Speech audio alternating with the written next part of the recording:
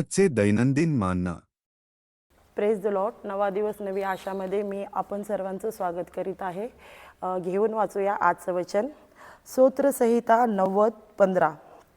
जेवढे दिवस तू आम्हाला पिडिले, जेवढी वर्ष आम्ही अरिष्ट पाहिले, त्या मानाने आम्हाला आनंदित कर. हालेलुया. देवाच्या लोकांनो, हे वचन काय बोलतो आज आम्ही बघूया. या वचनामध्ये ज्यावेळेस आपण 90वा स्तोत्रसंहिता वाचतो त्याच्यावरच एक हेडिंगमध्ये लिहिलेलं आहे, देवाचा भक्त मोशे ह्याची प्रार्थना.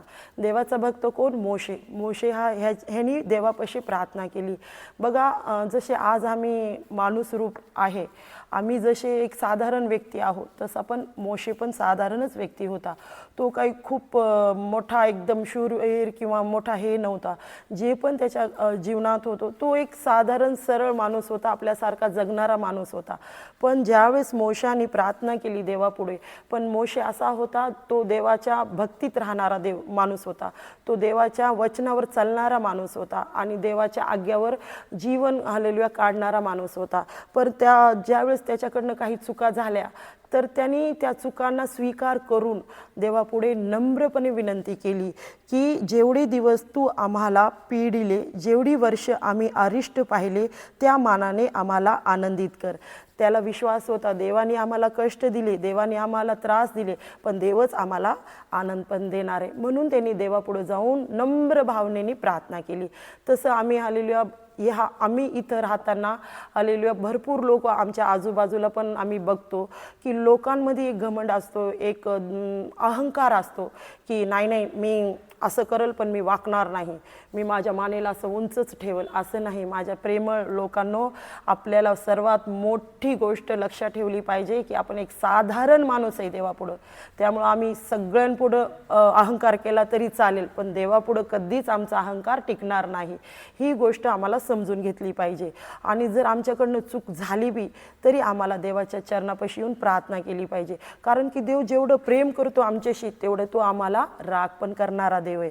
एक बाप आपल्या मुलाला जसं मारतो चूक झाल्यानंतर, तसा येशू ख्रिस्त पण आपल्या चुकांना सुधारण्यासाठी आपल्याला ताडना देतो.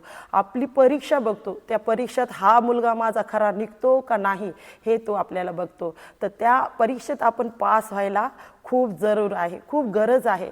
बाकीच्या परीक्षेत तुम्ही पास व्हा किंवा नाही व्हा, पण देवाच्या परीक्षेत पास झाले पाहिजे.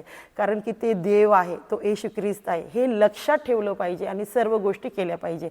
जसं मोशाने आपली ही गोष्ट ही सर्व काही लक्षात ठेवून कार्य केलं, तसं तुम्ही पण करा.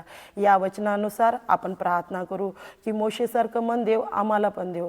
हालेलुया. स्तुती करते देवा येशू ख्रिस्ता तुझ्या प्रेमळ नावाला आणि तुझ्या हालेलुया कोटी कोटी हालेलुया प्रेमळ आणि अनेक गुणवंत नावाला धन्यवाद देते देवा. जसं मोशाने तुझ्याकडे प्रार्थना केली, तसंच मी पण प्रार्थना करते देवा, ह्या ऐकणाऱ्या प्रत्येक बहीण भावांना, जे लोक परमेश्वर अहंकारात जगतात परमेश्वर, हो मी पण सोडत नाही परमेश्वर, त्या लोकांना तू नम्रतपणे परमेश्वर, दीनतापणे परमेश्वर त्यांच्या एक हालेलुया जीवनात कार्य कर. त्यांचे विचार, त्यांचे गुण बदलून परमेश्वरा तुझ्या चरणात आणण्यासाठी त्या लोकांना मदत कर.